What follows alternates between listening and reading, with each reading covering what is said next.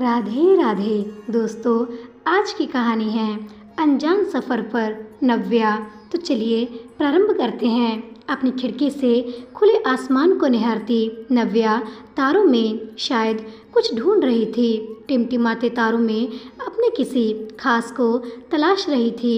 11 साल की नव्या ने कहीं सुना था मरने के बाद लोग तारे बन जाते हैं। शायद इन्हीं तारों में वह अपनी माँ को ढूंढ रही थी। आज नव्या का जन्मदिन था जो उसने पहली बार अपनी माँ के बिना मनाया तो क्या था, बस खाना पूर्ति की थी। उसकी माँ के जाने का गम परिवार में सभी को था। आज उसे माँ की कुछ ज़्यादा ही याद आ रही थी और अपनी माँ की यादों में खोई तारों के झुंड में माँ को तलाशने लगी। लाडो लाडो, हाँ यही तो कहती थी उसकी माँ। मालती उसे माँ के जाने के बाद सभी उसे लाडो बोलने लगे, लेकिन माँ जितनी लाडो वो किसी की ही नहीं बन पाई। अपनी माँ की जान थी वह, और उसकी माँ उसकी जान। माँ और बेटी का रिश्ता ही कुछ ऐसा होता है जो ज़िंदगी में किसी और से बन ही नहीं पाता। निश्चल निस्वार्थ पावन प्रेम माँ और बेटी के बीच में ही हो सकता है। वो स्नेह, वह ममता उसे कोई नहीं दे सका, और देता भी कैसे। आखिर माँ तो माँ होती है। पिता के पास समय की कमी थी। दादी उसके सारे काम करती तो थी, लेकिन उससे प्रेम भाव कम ही नज़र आता था और दया का भाव ज़्यादा नज़र आता था। और स्वाभिमानी लाडो प्रेम और दया के बीच होने वाले बारीक से अंतर को जानती थी। पिछले साल उसका 10वां जन्मदिन उसकी माँ ने बहुत धूमधाम से मनाया था।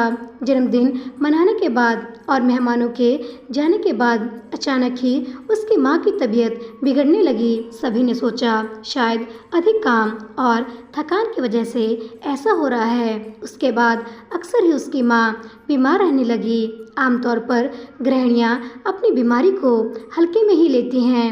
ऐसा ही मालती ने भी किया। जब तबीयत कुछ ज़्यादा ही खराब हो गई, डॉक्टर को दिखाने पर पता चला उसे कैंसर है, और वह भी लास्ट स्टेज में। मालती और उसके घर वाले सभी जानते थे कि वह अब अधिक दिनों की मेहमान नहीं हैं। मालती को अपने जाने का गम नहीं था, उसे बस इस बात की चिंता थी तो अपने लाडो की, लेकिन वह भी विधि के विधान के आगे मजबूर थी। चाह करके भी वह इस त्रासदी को टाल नहीं सकती थी। इसलिए उसने सोचा वह अपनी लाडो को इन 4-6 महीनों में पूरी ज़िंदगी का प्यार दे देगी। नव्या थी तो 10 साल की, लेकिन बहुत समझदार थी। घर में क्या हो रहा है उसे सब खबर थी। अक्सर जब भी नव्या परेशान होती तो उसकी माँ उसे यही कहती थी, बेटा कान्हा जी सब सही कर देंगे। और नव्या भी घंटों घंटों कान्हा जी के आगे बैठी रहती। नव्या की माँ ने समझाया, बेटा मेरे जाने के बाद यह कान्हा जी तुम्हारी माँ होंगे। इनसे तुम अपने सारे मन की बातें कह लेना, यह तुम्हारी सारी बातें सुनेंगे और मेरे तक पहुँचा देंगे। पूरी दुनिया के माता पिता यही हैं। आखिर एक दिन वह आ ही गया जिस दिन उसकी माँ सबको छोड़कर इस दुनिया से अलविदा कहकर चली गई। अपने पीछे को मासूम छोटी सी रोती बिलखती लाडो को छोड़कर अभी अभी तो माँ के प्यार को समझने लगी थी कि तभी भगवान ने उसे उसका वह प्यार भी छीन लिया। आज नव्या को अपनी माँ की कही बात याद आ रही थी और वो आँख मूंदकर कान्हा जी को याद कर रही थी कि तभी उसे किसी की आवाज़ सुनाई दी, बेटा माँ की याद आ रही है। उसने देखा यह आवाज़ खिड़की के बाहर से आ रही है। उसने खिड़की के बाहर झांका तो उसे एक आकृति नजर आई। अरे यह तो कान्हा जी हैं। नव्या ने मन ही मन में सोचा और आकृति से पूछा, हाँ मुझे अपनी माँ की याद आ रही है, लेकिन आप कौन हो? तो तुम मिलना चाहोगी अपनी माँ से? आकृति ने नव्या की बात का जवाब दिए बिना ही पूछा, हाँ मुझे मिलना है अपनी माँ से, लेकिन आप कौन हो? नव्या ने फिर से पूछा।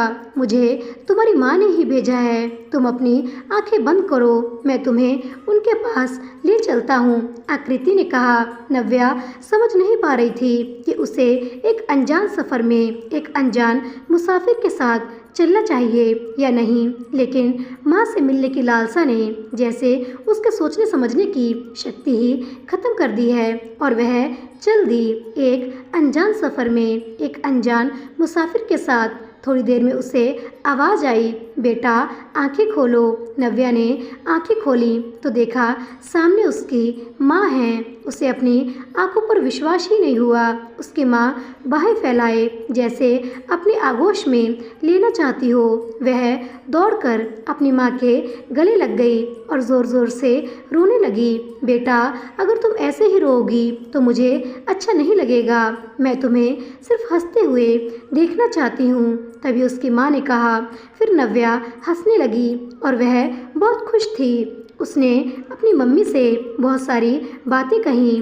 वह अपनी माँ के साथ खूब खेली, हंसी मजाक किया और फिर उसकी माँ ने कहा, बेटा अब तुम्हारा जाने का वक्त आ गया है, तुम्हें जाना होगा। नहीं मम्मी, मैं तुम्हें छोड़कर कहीं नहीं जाऊंगी, कहते हुए नव्या अपनी माँ से चिपक गई और ज़ोर ज़ोर से रोने लगी। नहीं बेटा, तुम्हें जाना ही होगा, तुम्हारा और मेरा मिलना बस यही तक ही था। आज तुम्हारा जन्मदिन है, इसलिए मैं तुम्हारे लिए यह उपहार लाई हूँ, कहते हुए नव्या की माँ ने उसे एक उपहार दिया। उसी समय वह आकृति भी वहाँ पहुँच गई जो उसे वहाँ लेकर आई थी। नव्या ने हाथ में उपहार लिया और आंखें बंद की तो थोड़ी ही देर में अपने आप को अपने कमरे में पाया। बिस्तर पर बैठे बैठे नव्या सोच रही थी कि क्या मैं सपना देख रही हूँ। उसने खिड़की से बाहर झांक कर देखा तो सुबह हो चुकी थी। उसे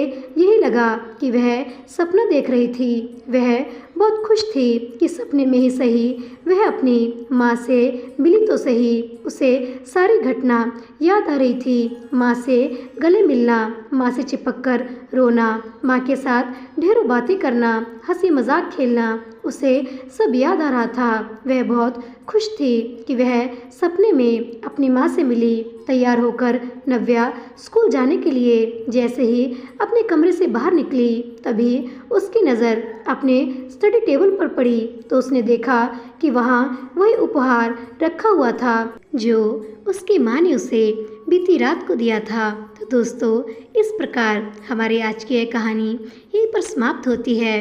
आशा करती हूँ यह कहानी आपके दिल को छू गई होगी। ऐसे ही अच्छी अच्छी कहानियों के लिए कृपया जाने से पहले मेरे चैनल को सब्सक्राइब करना, लाइक करना और शेयर करना मत भूलिए। इससे मुझे बहुत प्रोत्साहन मिलता है आपके लिए नई नई कहानी लेकर आने के लिए। मिलते हैं अगली कहानी के साथ, तब तक के लिए राधे राधे।